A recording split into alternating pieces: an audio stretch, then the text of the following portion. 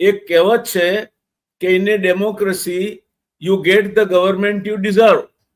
લોકશાહીમાં તમે જેને લાયક હો તેવા લોકપ્રતિનિધિ અથવા ની સરકાર તમને મળે છે. આજે વિસાવદર મત વિસ્તાર ગોપાલ ઇટાલિયાને લાયક છે તો ગોપાલ ઇટાલિયાને ચૂંટી મોકલ્યા, પણ ગોપાલ ઇટાલિયાને નહીં ચૂંટી મોકલ્યા હોત તો ગોપાલ ઇટાલિયાનો વાંક નથી એમાં.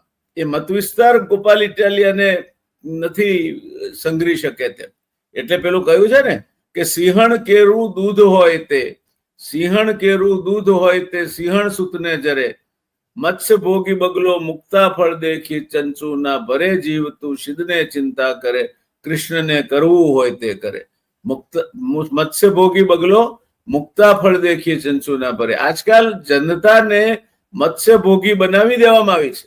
ચૂંટણી વખતે નાત જાત કોમ ધર્મ પૈસા વેચાય, પોટલી વેચાય, કોથળી વેચાય, ગમે તેમ કરીને એ 2 દાડા અઠવાડિયા પૂરતી જનતાને એમ થાબડ કરીને ધ્યાનમાં રાખવામાં આવે અને એ જનતા જે નિર્ણયો લે છે એના આધારે સરકાર બને છે.